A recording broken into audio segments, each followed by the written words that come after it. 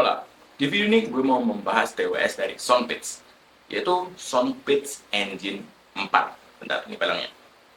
Ini dia.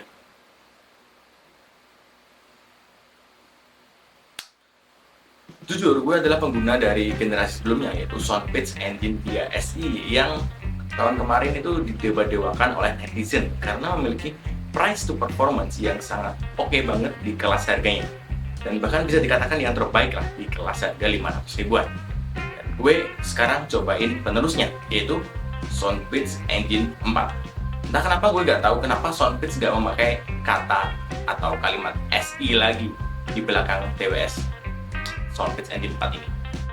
Oke, gue bahas dulu dari casingnya. Ini dia casing dari Soundpeats Engine 4. Jujur saya suka dengan desain case-nya, tapi saya tidak suka sama finishing case-nya yang mengkilap atau glossy. Karena mudah banget meninggalkan sidik jari yang membuat case-nya ini menjadi kotor dan mudah tergores. Di bagian bawah case-nya ini kalian bisa lihat ada USB Type-C untuk charging dan juga satu buah tombol untuk reset TWS-nya. Untuk TWS-nya sendiri bentuknya berbeda ya dengan Soundpeats True Engine 3 SI-nya yang sebelumnya. Sekarang itu bentuknya lebih gede, bentuknya tuh kayak onigiri ya kalau dilihat dari atas. Finishingnya saya suka karena memiliki tekstur seperti berlian gitu, jadi tidak licin atau tidak mudah jatuh ketika kita lagi mau pakai mau pakai TWS-nya. Untuk fittingnya sendiri, saya sudah cobain. Saya perlu adaptasi karena saya pengguna Soundpeats 3 SI yang notabene ini berbeda bentuknya. Jadi telinga saya ini perlu adaptasi lebih. Tapi so far setelah 1 minggu pemakaian, telinga saya sudah beradaptasi dengan baik. Jadi untuk fittingnya perlu adaptasi, tapi akhirnya saya nyaman dengan fitting Soundpeats Engine 4 ini. Untuk TWS-nya sendiri, saya sudah cobain untuk jogging, saya sudah cobain untuk headbang seperti yang kalian lihat sekarang ini. Aman, tidak jatuh.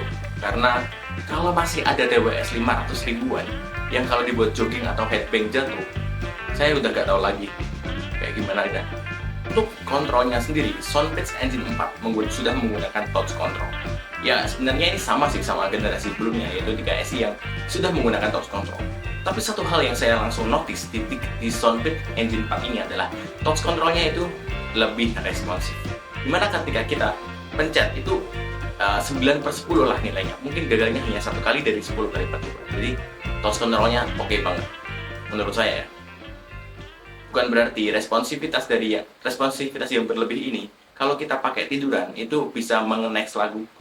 Karena sensor touch controlnya ini perlu sidik jari atau paling nggak adalah kulit untuk bisa next ya. Jadi kalau kena kain atau bantal itu aman, nggak bakalan next. Selain itu, perbedaan yang saya notice dari 3 SI ke Soundpeats Engine 4 ini adalah mengenai connectivity. Soundpeats Engine 4 ini sudah menggunakan Bluetooth 5.3. Sudah juga support yang namanya Dual Device Connection. Tapi kita harus install dulu aplikasi Soundpeats untuk mengaktifkan fitur yang namanya Dual Device Connection. Saya sudah cobain juga untuk bermain musik di HP Spotify dan juga mendengarkan podcast di YouTube di laptop. Ketika saya pause dari salah satunya, maka akan otomatis bunyi di device saya yang satunya. Misalnya, saya dengerin musik di Spotify. Kemudian saya langsung dengerin musik juga dengerin podcast di YouTube. Maka Spotify saya akan otomatis terpause. Jadi langsung continuous gitulah. Jadi untuk dual device connection-nya saya tidak merasa ada kendala ya di Soundpeats Engine 4 ini. Soundpeats Engine 4 ini sudah support aplikasi Soundpeats yang bisa kalian download di Play Store atau App Store. Soundpeats Engine 4 membawa Bluetooth 5.3 yang ini tentunya adalah sebuah upgrade ya dari 3 SI yang masih menggunakan Bluetooth kalau nggak salah 5.0 atau 5.1. Soundpeats Engine 4 ini sudah saya cobain untuk memutar musik di kamar saya. Kemudian saya jalan kaki menuju keluar kamar sekitar 10-15 langkah ke dapur. Itu masih bisa berjalan musiknya dengan lancar, tidak nyendat-nyendat lah. Itu dengan catatan tembok saya emang tidak terlalu tebal, jadi menurut saya ada peningkatan lah dari 3 SI ke seri 4 ini. Dan itu di aplikasi Soundpeats-nya sendiri kita bisa melihat persentase baterai dari masing-masing TWS-nya dari kiri dan kanannya. Selain itu juga kita bisa ngaktifin fitur yang namanya game mode dan juga dual device connection yang sudah saya sebutkan tadi. Kita bisa juga atur equalizer-nya di aplikasi Soundbits-nya itu. Untuk secara default, by default, Soundbits Engine 4 ini menggunakan Soundbits klasik ya, equalizer-nya. Ada juga banyak preset seperti bass boost, atau kalian juga bisa atur manual equalizer-nya karena sudah disediakan di aplikasinya. Ngomongin mengenai latensinya, Soundbits mengklaim bahwa Soundbits Engine 4 ini memiliki latensi yang cukup rendah, ada di angka 70 milisecond. Dan memang benar, ketika saya tes untuk menonton film Netflix dan juga YouTube, itu sama sekali tidak terasa delay-nya. Namun, saya masih merasakan sedikit delay ketika saya gunakan untuk bermain game. Meskipun saya udah aktifkan gaming modenya, namun masih terasa sedikit banget delay-nya, masih kerasa lainnya. Masih banyak TWS di kelas harganya yang memiliki latensi yang lebih baik dari Soundbits 4 ini. Tapi, buat kalian yang nggak gamingnya kompetitif, menurut saya bukan menjadi masalah yang berarti ya. Sekarang kita ngomongin hal yang paling sakral dari sebuah TWS, apalagi kalau bukan sound quality. Soundbits Engine 4 ini membawa kodek LDAC. Kodek mahal nih bos. Tapi seberapa ngaruhkah kodek LDAC ini di Soundbits Engine 4? Apakah sebagus itu kodek LDAC? Soundbits Engine 4 ini menurut saya memiliki karakteristik suara yang cenderung ke warm. Bassnya tidak begitu panci, tidak boom banget, tapi masih pas dalam takaran itu. Bassnya itu standar lah ya, masih bisa ngimbangin vokal dan juga treble-nya. Jadi bassnya buat kalian yang bass head pun bukan begitu masalah, karena Soundbits Engine 4 ini masih menyediakan aplikasi yang memiliki equalizer, jadi kalian bisa atur sendiri semau kalian.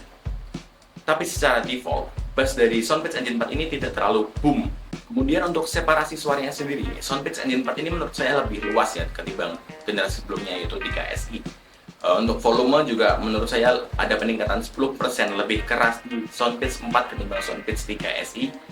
Kemudian untuk pemisahan audio ketika kita mendengarkan musik audio 8D yang kadang ke kiri, kadang ke kanan, itu kiri kanannya itu terpisah dengan sangat bagus, tidak ada yang bocor. Jadi buat kalian yang suka banget dengerin musik 8D, TWS ini cocok buat kalian coba. Jadi kesimpulannya untuk sound quality-nya ini ada peningkatan ya dari 3SI ke Soundbits Engine 4 ini. Terlebih Soundbits Engine 4 ini sudah mendukung custom equalizer dan juga memiliki banyak preset aplikasi Soundbits-nya tersendiri.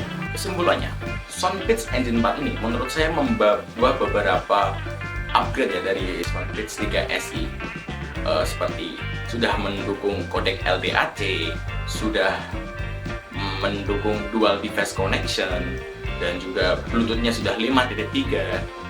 Kemudian selain itu juga sudah support aplikasi Soundbits, di mana kita bisa ngatur equalizer-nya. Jadi kalau kita head to head seperti TWS yang saya review kemarin, Jabra, Soundbits ini bisa mengimbangi karena dia udah membawa aplikasi.